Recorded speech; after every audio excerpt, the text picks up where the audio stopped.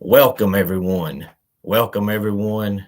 Welcome, everyone, to another Ref Brandon and the Todd family YouTube video. It is a Saturday. Hopefully, everybody's having a great weekend so far. I don't know about where you are as you're watching this video, but I know here on Saturday, here in Northeast Georgia, we're expecting rain all day long. So if you're in or around this area, I hope you can make some indoor plans because your outdoor plans may be full of rain and thunder and lightning and wishy-washy roads and all that kind of good stuff. So be prepared to sit indoors all day long if the weather forecast is correct. But today we're going to be talking about the Atlanta Braves. I try to do a Braves report about once a week for all the baseball fans out there. And my favorite team is the Braves, but I also like to give some news and notes around Major League Baseball when I do a Braves report. So I've got a couple of interesting facts headed your way today. But who would have ever thought that 2.5 weeks into the season, the Braves' best pitcher would be Huascar Ynoa. Now, of course, we know that Mike Soroka has been out all year long, and there's no sign of a timetable for his return, so I wouldn't be looking for it anytime soon. But Max Fried had 3 starts before he went on the injured list, and he was terrible. And Ian Anderson's last start was his first good start of the year when he pitched against the Yankees on Wednesday night. But Ynoa so far has had 3 starts, and 2 of them have been excellent, including last night. He went 6 innings and struck out 5, walked 1, only gave up 2 hits and 2 runs. And then Luke Jackson pitched 2/3 of an inning and gave up a run. And then Tyler Matzik pitched an inning and a third and gave up a run. And then Will Smith had a scoreless, hitless ninth to record his 4th save of the season.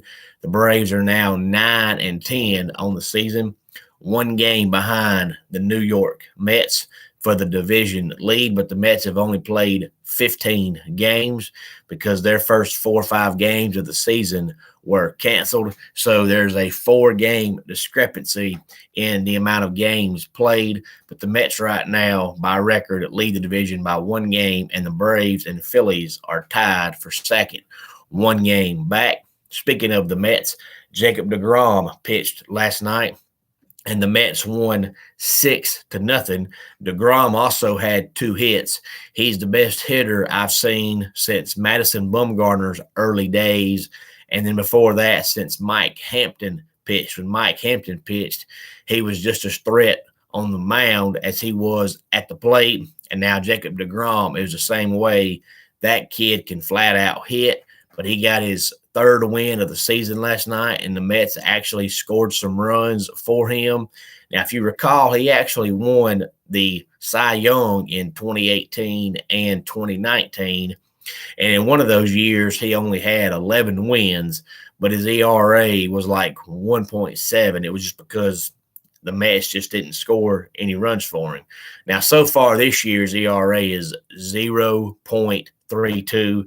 Now, we know it's not humanly possible to keep the ERA at 0.32.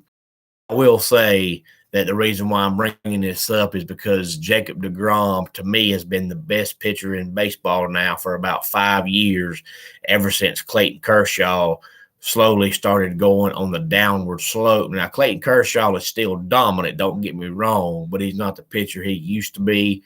In my opinion, right now, if you ask me to take deGrom, Scherzer, or Kershaw, I'm going to pick deGrom, even though deGrom's numbers don't look as good. But it's because the Mets just 9 times out of 10 when he pitches, the Mets just don't score for him. But a 0.32 ERA is absolutely incredible.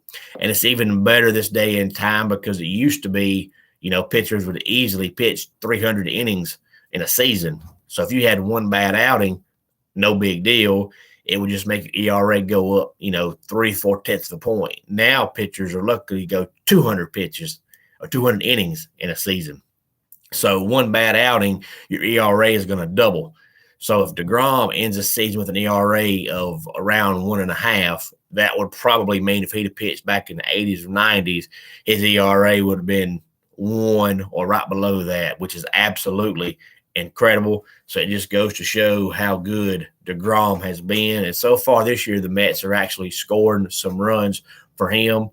And speaking of the Dodgers, I'm going to tell you a quick story. And these are just some of the things and some of the reasons that make you love not just baseball, but sports as a whole, because these are things that you just can't make up and can't script.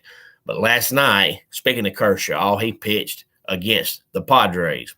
Now, the Padres won the game 6-1, but that's not why I'm bringing this story up. I'm bringing the story up because, to me, it's cool. But Clayton Kershaw pitched, and as we know, if you follow baseball, Fernando Tatis Jr. plays for the Padres. Now, Fernando Tatis Sr. used to play back when I first started watching baseball in the mid-90s. But on April 23rd, 1999, which was 22 years ago yesterday, Fernando Tatis Sr. hit 2 grand slams in the same inning off of former Dodger pitcher Chan Ho Park. And last night, Fernando Tatis Jr. hit 2 home runs against Clayton Kershaw. It wasn't 2 grand slams, but it was 2 home runs. First pitcher ever to hit 2 home runs in back-to-back plate appearances in the same game against Clayton Kershaw. So 22 years ago yesterday, Fernando Tatis Sr. hit 2 grand slams in the same inning. And then 22 years later, his son on the same day hits 2 home runs in the same game. And what's even more remarkable is it was 22 years ago yesterday, and Clayton Kershaw's jersey number is 22.